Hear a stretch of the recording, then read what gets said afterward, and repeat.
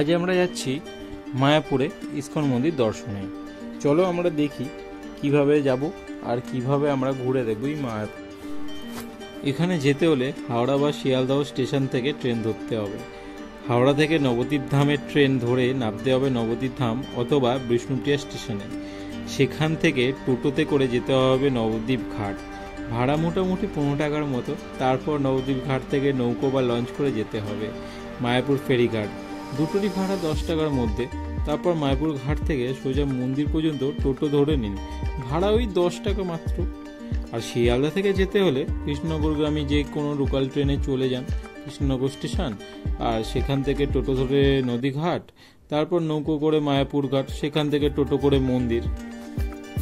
আপনারা এইভাবে পৌঁছে যেতে পারবেন ইসকন মন্দিরে।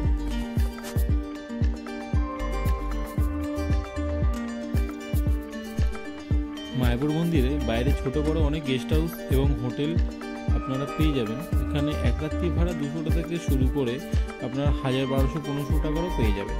গেস্ট হাউস বা হোটেল ভাড়া করার জন্য আপনার কাছে কিন্তু পরিচয়পত্র থাকা কিন্তু অবশ্যই প্রয়োজনীয়, যেমন ধরুন আধার কার্ড। তাছাড়াও যেসব হোটেলগুলোতে আপনারা থাকছেন সেখানে কিন্তু খাবার দাবারের সুবন্দোবস্তও রয়েছে।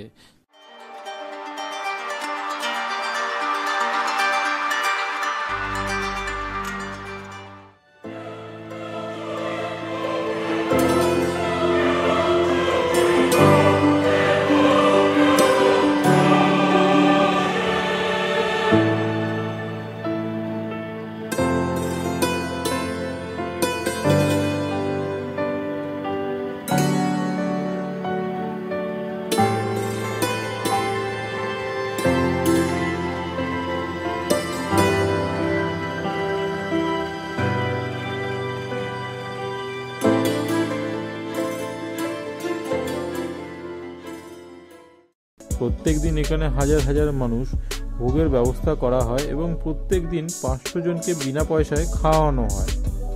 বাকিদের জন্য 30 টাকা থেকে শুরু করে 70 টাকা পর্যন্ত নানা দামের ভোগের টিকিট রয়েছে, যাতে পাবেন ভাত, তরকারি, খিচুড়ি, পোলাও ও নানা ধরনের সুস্বাদু খাবার।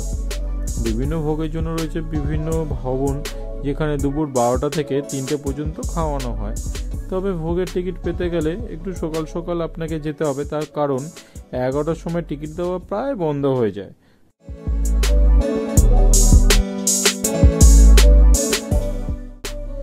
শিল প্রভুপাদ পুষ্প সমাধি মন্দিরে রয়েছে বিশ্বব্যাপী ইসকনের প্রতিষ্ঠাতা শিল প্রভুপাদের সোনার মূর্তি।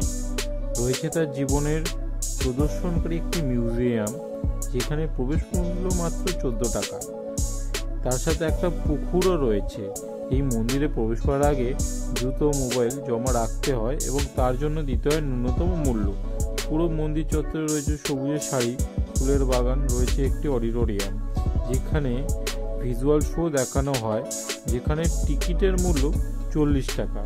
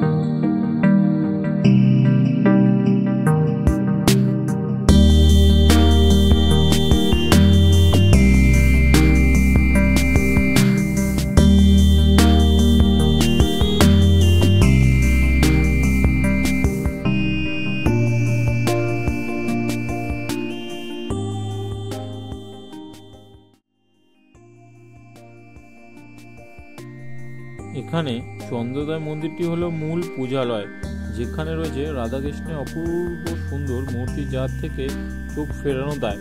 তার সাথে রয়েছে গৌরনিতাইয়ের মূর্তিও। অসম্ভব শান্ত এই পূজালয়ে যখন ভক্তরা একসাথে কীর্তন গেয়ে ওঠে, বিশ্বাস করুন গায়ে কাঁটা দেয়। কোথা থেকে এক অদৃশ্য শক্তি যেন ভক্তি জাগিয়ে তোলে আপনার মনে। তবে চিন্তা করার কিছু নেই, কারণ মন্দিরের প্রাঙ্গণের মধ্যে পেয়ে যাবেন নিরামিষ খাবারের নানান রেস্টুরেন্ট।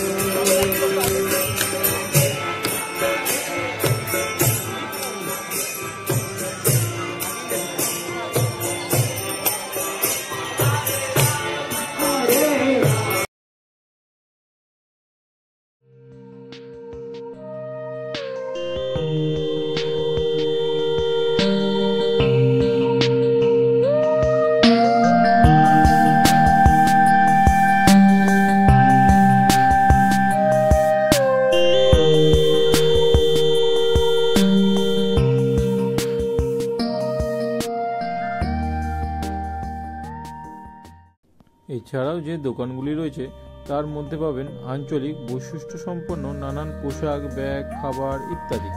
রয়েছে প্রসাদ কেনারও ব্যবস্থা। এছাড়াও এখানে রয়েছে পর্যটকদের ভাড়া দেওয়ার জন্য হোটেল।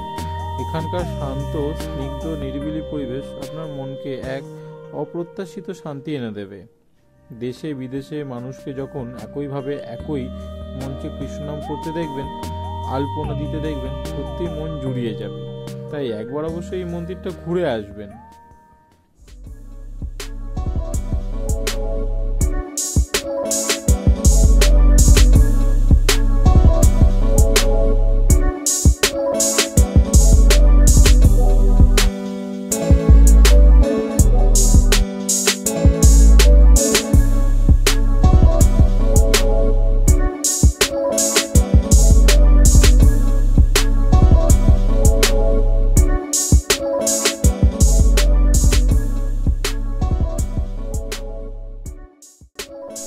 তাহলে বন্ধুরা, যদি এই ভিডিওটা ভালো লাগে থাকে তার সাথে আপনারা করে ফেলুন তাড়াতাড়ি subscribe and like and share, আর সবাইকে দেখার সুযোগ করে দাও।